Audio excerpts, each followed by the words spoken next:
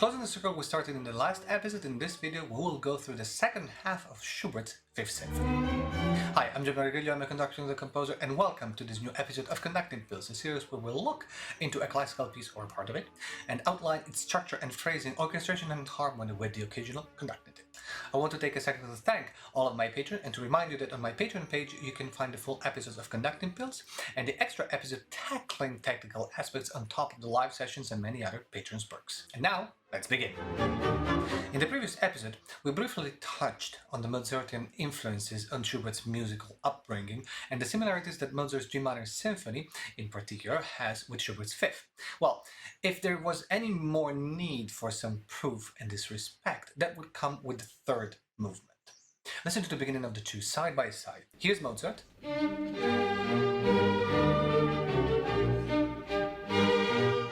And here's Schubert.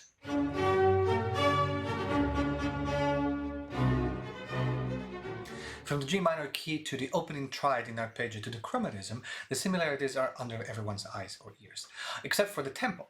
Mozart's is in an allegretto, while Schubert's is in an allegro molto. This, despite the title, gives it more the flair of a scherzo rather than the 18th century courtly minuet. The first section ends on a classic B flat. The second section starts naturally in the same key, but the most interesting part here is the morphing of the theme. Its mood changes completely. We move from a very strong and assertive forte of the opening to a rather gentle and soft version of it.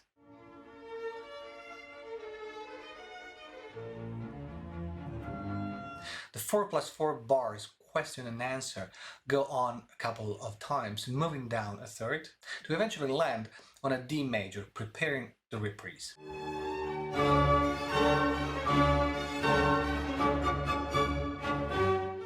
The reprise of the theme has a surprise. There's only part of it, and then Schubert takes off into some harmonic variations which land on the coda.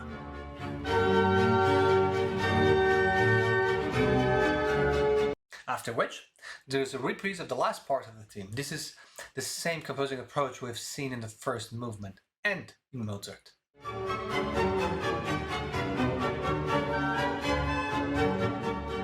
In pure classical style, the trio is in G major.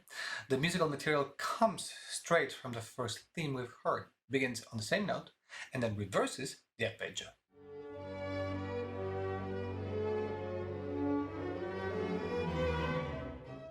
Pastoral in mood, the structure is textbook classical. An 8 bars phrase repeated, with the woodwinds entering the second time, forms this first section.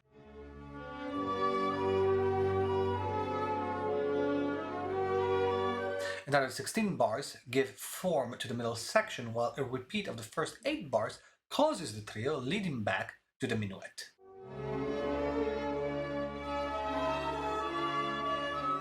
And this trio, with its rustic simplicity and clean orchestration, is really classic Austrian to the core. In the last movement of the symphony, we're back to a sonata form, an exposition with two themes, a development and a recapitulation. The first theme is again exposed first by the strings in classic 8 bars.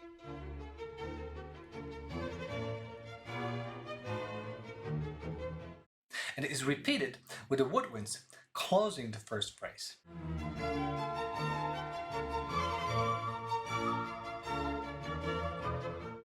The last element of the first phrase is used to bridge on 4 bars where we are not really sure what's going to happen.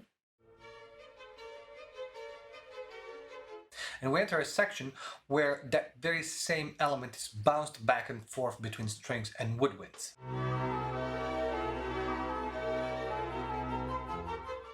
Notice how the violas and the bassoons respond with the chromatic variation of it on bars 28-30.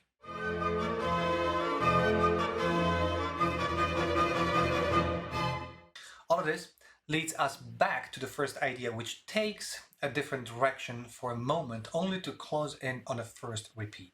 The second time around, though, it's really surprising as we land on a dramatic and unexpected B-flat minor in fortissimo.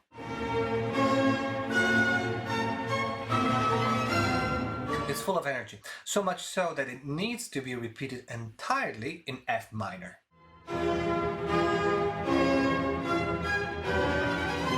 landing on its dominant chord of C major, ready for the second theme, obviously in F major.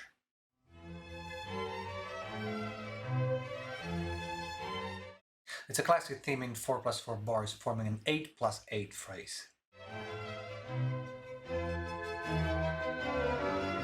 Introduced by the strings, the phrase is repeated by the flute in octaves with the first violins, and will land on another minor key moment, which is quickly swept away by the first violins having fun in triplets, leading to the end of the exposition.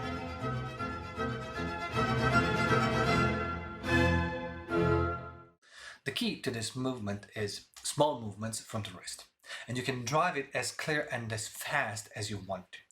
Generally speaking, the less you intrude in the orchestra in this case, the easier it is for them to play, especially when they have fast passages, like the triplets at the end of the exposition.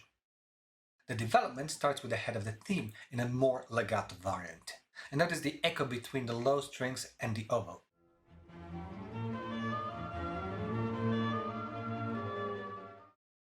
After 6 bars, we move one step up and the oboe is now doubled by the bassoon. We're still in the piano dynamic, but the addition of the bassoon naturally increases the volume.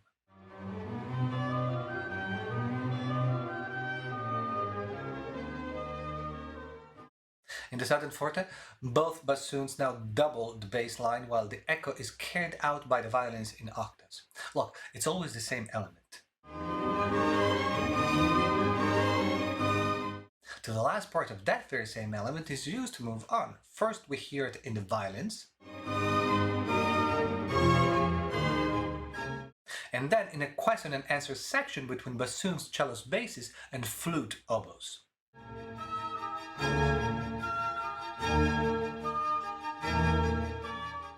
And now Schubert is having fun, playing again with the head of the theme in a typical Mozartian use of chromatism.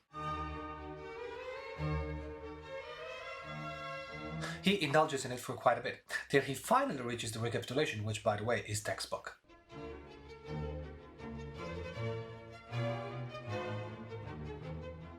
There is no repeat, of course, and the material of the B-flat minor section, starting on bar 283, is used to bridge to the second theme.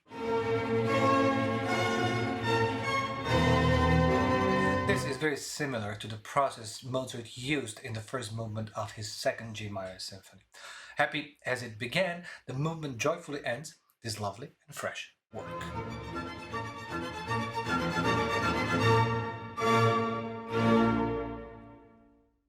Thank you for watching. Don't forget to subscribe to my YouTube channel by clicking on the subscribe button right below the video and ring the bell so you will get notified every time a new video comes out. If you want to support the show monetarily, you can do so on my Patreon page, and if you're interested in conducting technique, follow my Facebook group. All the links are in the description. Let me know in the comments what you think about this piece, and if you have any suggestions for future videos, and I look forward to seeing you next week with a new episode of Conducting Pills, when we will go through the overture of Mozart's Don Giovanni. In the meanwhile, please continue to enjoy music and be well. Ciao! Rebounds on the fortepiano dynamic and reduce the stroke after that in order to give yourself some room for the next form.